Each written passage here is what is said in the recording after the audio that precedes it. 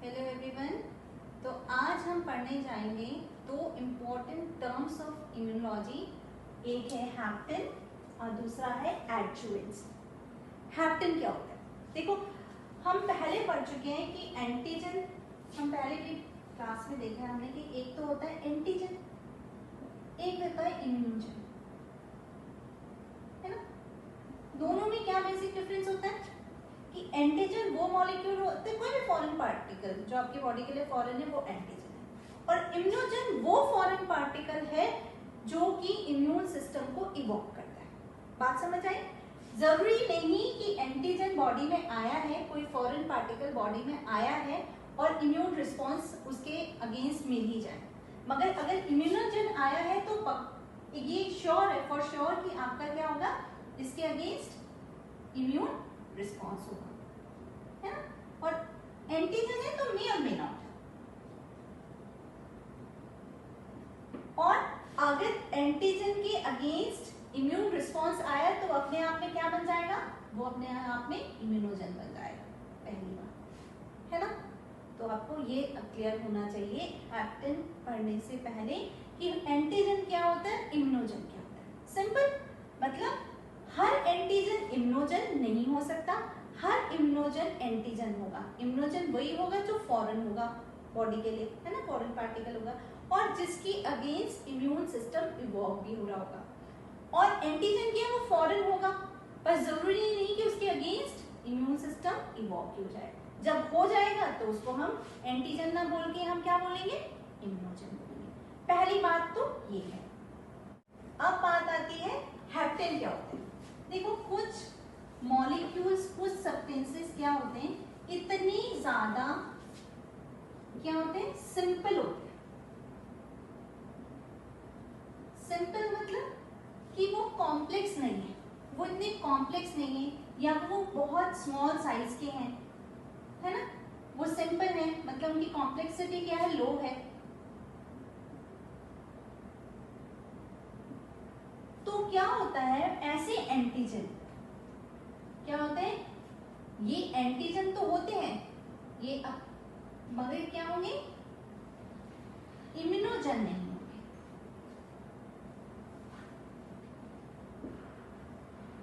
Simple कि ये इतने छोटे हैं या ये इतने सिंपल हैं कि ये एंटीजन तो है मगर इम्यूनोजन नहीं है।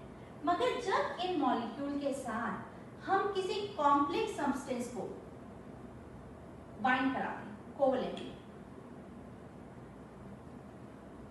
है ना, ये अपने आप में छोटा है मगर हमने क्या किया, इसको किसी कॉम्प्लेक्स मॉलिक्यूल के साथ बाइंड करा दिया, कोवलेंटली बाइंड करा दिया, यानी कि हमने इसके साथ एक कैरियर जोड़ दिया, उसको बोलते हैं कैरियर। तो क्या होगा कि ये पूरा कॉम्प्लेक्स कैरियर प्लस दिस, वो क्या बन जाएगा, क्या बन जाएगा, आपका इम्यूनोजन बन जाएगा, उसमें इम्यूनोजेनिसिटी आ जाएगी। ठीक है, तो ये कहलाया जाता है हैप्टेन। ये छोटा सा मॉलिक्यूल जो कॉम्प्लेक्स नहीं है, जो सिंपल है, जो अपने आप में इम्यूनोजन नहीं है, अब उसके साथ जब हमने कैरियर मॉलिक्यूल डाल दिया, एक ऐसा मॉलिक्यूल बाइंड करा दिया जो कॉम्प्लेक्स है, साइज या फिर ज्यादा है, कॉम्प्लेक्स है, जो ज्यादातर हम यूज करते हैं प्रोटीन्स को। प्रोटीन्स कैसे मॉलिक्यूल्स होते हैं, कॉम्प्लेक्स मॉलिक्यूल्स होते हैं, है ना। तो हम जब प्रोटीन कैरियर्स बाइंड करा देते हैं तो इसमें क्या आ जाती है, इम्यूनोजेनिसिटी आ जाती है, करेक्ट। तो haptens are substances that fail to induce immune response in their native form. Hapten कौन से सब्सटेंस है जो अपने नेटिव फॉर्म में, मैंने कहा ना वो इतने छोटे और इतने सिंपल है कि वो इम्यून सिस्टम को इवॉक नहीं कर सकते, उनमें इम्यूनोजेनिसिटी नहीं है ना, तो वो हैप्टेन है। मगर जब हम उन्हें उससे कैरियर के साथ बाइंड करा दिया, जो ज्यादातर क्या होते हैं, प्रोटीन मॉलिक्यूल्स होते हैं, तो वो क्या बन जाते हैं, इम्यूनोजेनिक हो जाते हैं।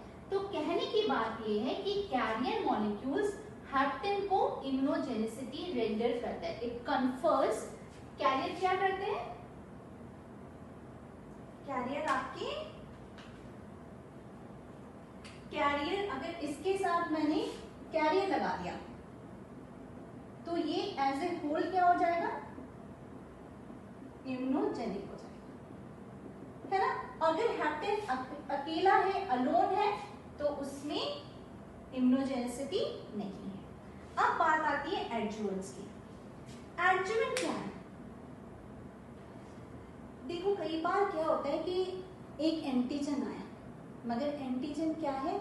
वीक है एक इम्यूनोजन आया, एंटीजन भी नहीं यूज करते वर्ड, हम इम्यूनोजन भी यूज करेंगे। एक इम्यूनोजन आया मगर उसकी इम्यूनोजेनिसिटी क्या है? कम है। अब क्या है? या इतनी अमाउंट में नहीं है कि वो जब शरीर के अंदर जा रहा है तो उसके अगेंस्ट इम्यून सिस्टम इवॉल्व, पूरा उसके खिलाफ एक इम्यूनिटी आए, इतना नहीं, ठीक है। तो अगर आपका सब्सटेंस ऐसा है, एंटीजन या इम्यूनोजन ऐसा है कि उसके अगेंस्ट इम्यून सिस्टम नहीं आ सकता है ना, मतलब आ तो रहा है मगर वीक है, तो उस केस में हम क्या करते हैं, उसको कुछ केमिकल्स के साथ मिक्स कराते हैं जिनको हम एडजुवेंट कहते हैं। तो एडजुवेंट क्या करता है? उसको इनहांस करता है, जो भी वो रिस्पांस देना था उसका वो रिस्पांस बढ़ जाएगा, है ना। मगर ध्यान देने की बात ये है कि एडजुवेंट उन्हीं का कर सकता है जो इम्यूनोजन होंगे पहले से, उन्हीं की इम्यूनोजेनिसिटी को इंक्रीज करेगा। मतलब अगर आपका एक इम्यूनोजन है ए, है ना, ये इम्यूनोजन है मगर वीक है, इसको हमने एडजुवेंट के साथ डाला तो अब जो हमें हाई इम्यून रिस्पांस मिलेगा।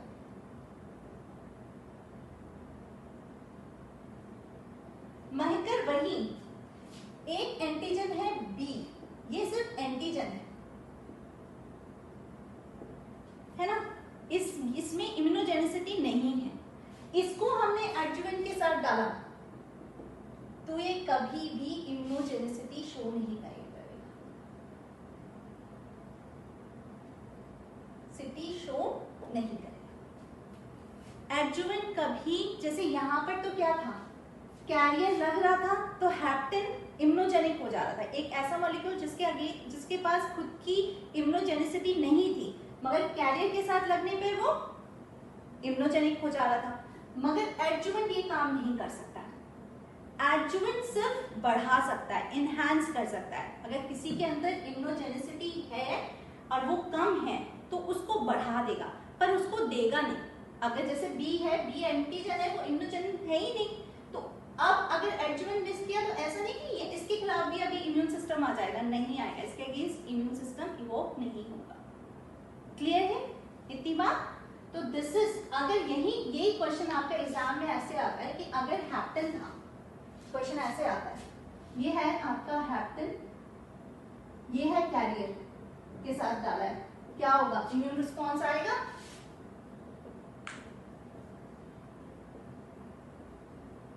तो यस आएगा। यही हैप्टेन है और ये एडजुवेंट है, इम्यून रिस्पॉन्स आएगा? नहीं आएगा।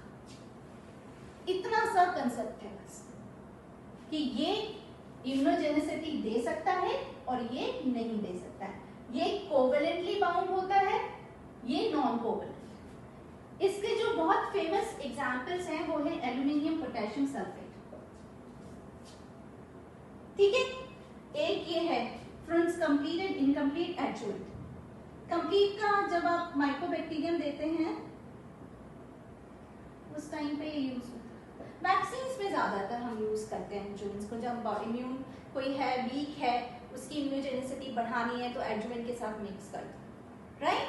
तो this is the basic difference, you have to remember. आपको याद रखना है कि कैरियर ज्यादातर प्रोटीन्स ही होते हैं जो कोवेलेंटली बाउंड करते हैं, आपको ये याद रखना है क्योंकि यही क्वेश्चन आता है कैसे बाउंड होता है, तो ये कोवेलेंटली बाउंड होता है।